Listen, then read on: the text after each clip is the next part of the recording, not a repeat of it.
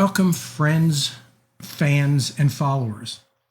Hi, it's Sam Dobrow here to share with you several amazing images from the national parks in Tanzania. This group of photos are being offered at an unprecedented price of $150, delivered within the United States. Each of these are all 16 by 20 inch chromogenic prints mounted on archival materials and ready for framing using inexpensive stock frames. Excuse me. I've made this collection with the intent of offering art that anyone can afford to own and display. Once you receive your image, you can pop it into a simple 16 by 20 stock frame like those available from IKEA. The Riba frame from IKEA is available for $9.99, which means you can own, frame, and hang this beautiful art for under $160. It's an unbeatable offer, and I'm making this offer in connection with the COVID-19 pandemic. So many of us are unable to get out of our homes. We're feeling very confined and very isolated. And these prints that I'm offering in this collection from Africa and Tanzania and the national parks, I feel are so relaxing. They're so comforting. They bring us back to nature in such a way that I think it will ease everyone's feelings of anxiety that they might be experiencing during COVID, and I'm making these fine art prints available. Again, these are not posters. These are not inexpensive prints. These are chromogenic prints, which means that they're printed on light-sensitive photographic paper, processed, and then mounted on archival boards so that you can pop them into a frame ready to exhibit. So let me get started and share this collection with you.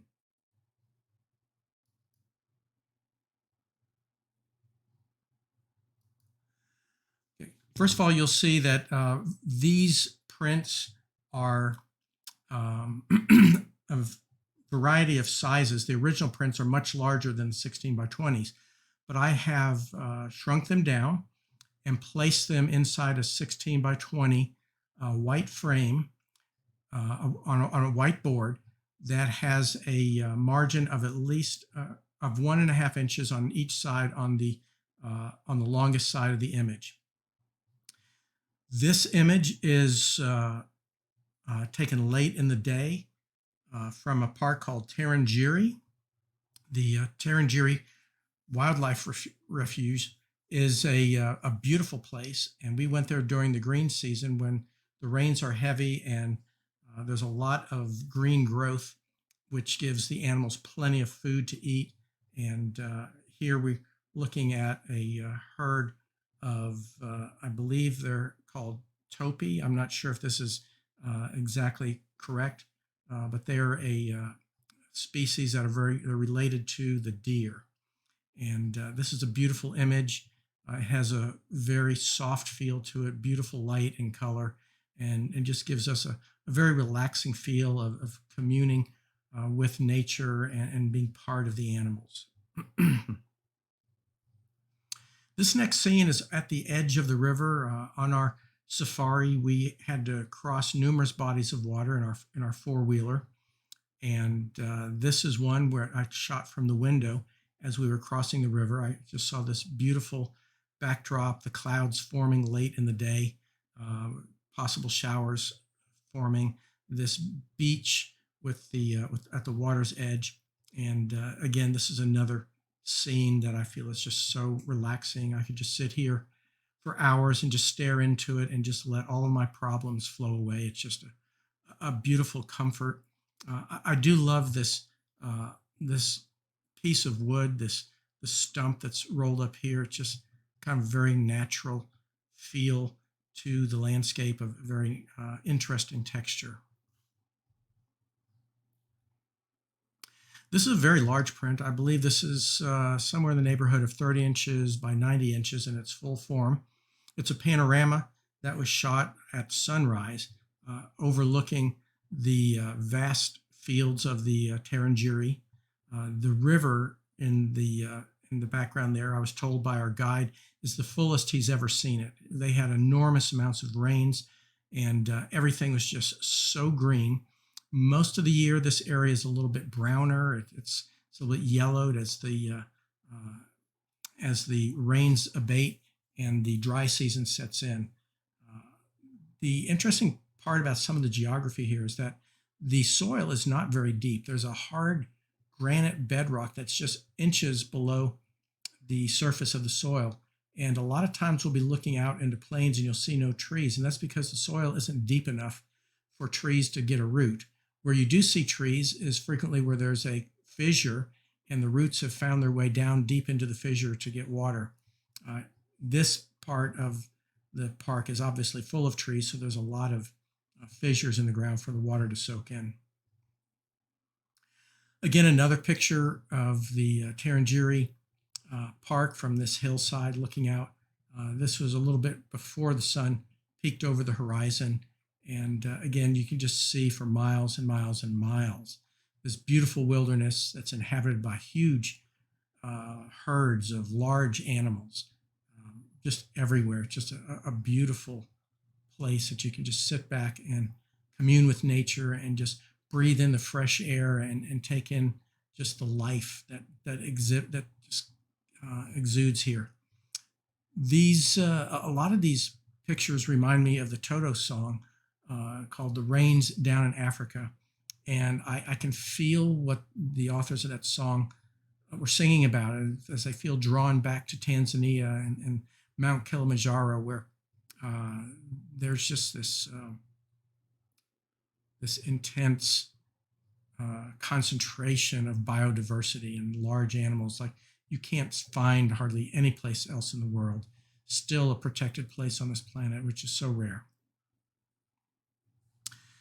This is a picture that I photographed of a baobab tree with an elephant in a herd of elephants. This tree is many times commonly called the elephant foot tree because its trunk looks like the leg of an elephant, and it is huge. The diameter of these trees are just amazing. You could cut a tunnel through this and park a car in it. It's so big. And these big animals, these huge elephants, just look dwarfed next to these trees. And just the one thing that I love about this picture, in addition to this beautiful elephant here in the foreground, you'll see in the very, very bottom, there's just this tiny bird that's sitting here and another elephant over here on the side, which just gives you a sense of perspective, a sense of the nature that's around you and the symmetry of this beautiful tree. It's so big and it just breaks out of the frame of the picture. It's so large. This is the same scene, pulled back a little bit differently, showing us a dry stream bed in the foreground, several elephants in the scene, and again, the huge baobab tree that's the foundation, the anchor to this scene. Just again, a beautiful scene. This is like a 24 by actually this is probably like a 24 by 30 inch print in its full size. It's a pretty good size panorama, and of course this one is sized on a 16 by 20 mat for instant ease and hanging. A very beautiful image that could be exhibited by itself or in a grouping. If you have a larger wall, certainly 2 or 3 or more of these could be grouped together to give you kind of multiple windows out to the world of nature. And again, here you get a little bit more of a sense of the animals that are out there. These huge elephants just seem to be dwarfed. They're almost like little mice out there in the grass compared to the size of the landscape. And I just love the freedom that these huge animals have to roam free, to live free, to reproduce, and just to have a life that's protected from poaching and human destruction, which is so common in Africa and in much of the world where large animals roam. This is a different park. We're on our way along this road to the Ngorongoro crater. Ngorongoro crater, it's hard to pronounce, is a beautiful park in a sunken crater. There's a huge amount of biodiversity there. And along the roadside here, we see a village of Maasai. The Maasai are an indigenous species, an indigenous tribe that lives in the Kenya and Tanzania area. They form their village in a circle and they fence it in, and they're primarily farmers. And many of them are quite wealthy because of the number of heads of cattle and other livestock that they own. And they work together as a village. We had the chance to visit a Maasai village and get a chance to speak with the chief of the tribe, who explained their culture and their lifestyle. The huts that they make are primarily crafted and molded with straw roofs, and the walls are made from cattle dung and straw. And the women take care of the animals, usually the smaller animals that are more subject to prey, and they actually bring them indoors in their hut to sleep at night to protect them, and then they let them out inside the fenced-in area of the village, and they will have their larger animals that they take out to herd out on the grasslands. This is an example of the amazing amount of large animals that are out here. This is in the crater, and as you can see, as far as the eye can see, are wildebeest. The wildebeest travel in herds. They have this follow the leader mentality. One of them will start running and the rest of them just follow in line, and they'll just run for no reason at all. They just like to run. You can see a beginning of a run in the bottom of the photo. You'll see that there's several of them lined up. And as they start running, all of these animals from the herd will just start following in line and just form this giant pack of wildebeest that are running, and the line can go for miles. I mean, it's just amazing how far they'll go and how they just follow each other to wherever they're going. And most of the time their migration is following the food, following the water. As the weather gets dry, they will migrate to areas where there are pools and lakes where they can feed. And then when the rainy season comes, they go back to the lands that are green and full of lush vegetation that they can feed off of. Again, this is a beautiful setting. You see a road off in the distance, just giving you some sense of scope, how huge this crater is, and how many animals. I can't even just imagine how many are here, and they're just so plentiful everywhere.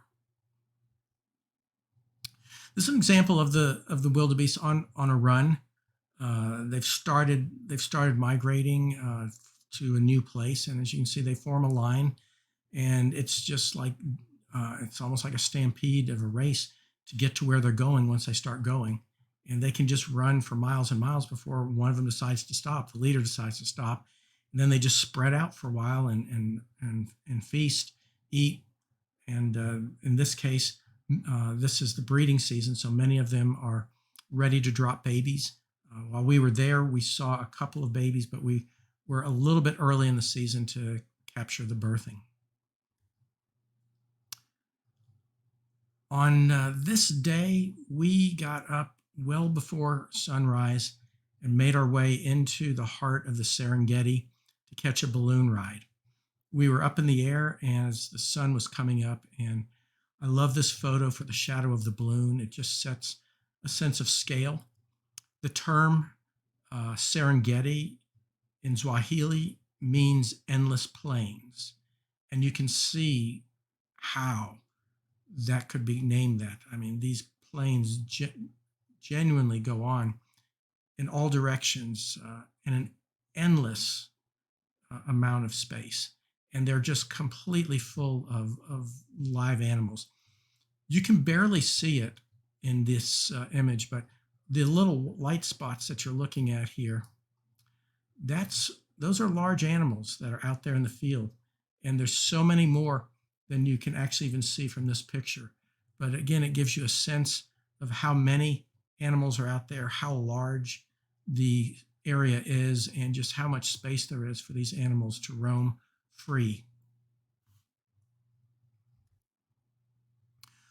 One of the iconic images of Africa, particularly the Serengeti area, the Tanzania and Kenya areas, is the Acacia Tree. They grow like this. This is one of almost perfect form. I love how it stands out in the middle of the field. And again, the reason a tree like this stands out is that the ground that's beneath the foliage that you see is solid granite once you get about maybe 6 to 12 inches deep. Some areas might get as deep as 15, 20, 24 inches, but most of it is very shallow. And as a result, none of the trees can grow until a seed finds its way into a place where there's a fissure in the ground where the water slowly drains deep down into the water table. And its roots can follow the water during the dry season. During the wet season, there's just this thin layer of soil that all this grass grows out of. And as the weather dries up, it turns brown, turns yellow, and then brown and dies off. And the food source goes away, which is why the animals have to migrate to a different place. This is the last image in the set from Tanzania that I am offering in this COVID-19 set. But for anyone who has been part of this presentation, I am making a special offer. If there's other works on my website that you would like to see offered in this COVID-19 format on a 16 by 20 mat with a 1.5 inch white margin around the longest side, printed on photographic paper and mounted with archival materials, shipped to you flat, ready to frame, please know that you can request these, and I will look at your request. And if the photograph is suitable for this format, I will fulfill your wish. I'm offering my artwork at unprecedented low prices to help the world meet the emotional challenges of isolation and quarantine during the coronavirus pandemic. It's easy. Just visit my Make an Offer page and tell me which artwork you want. All the works offered under the COVID-19 special are 16 by 20 inch chromogenic prints mounted on archival materials ready for framing. I'm making this special with the intent of offering art that anyone can afford to own and display. A 16 by 20 Riba frame from IKEA is available for $9.99, which means you can own, frame, and hang beautiful art from Sam Dobrow for under $160.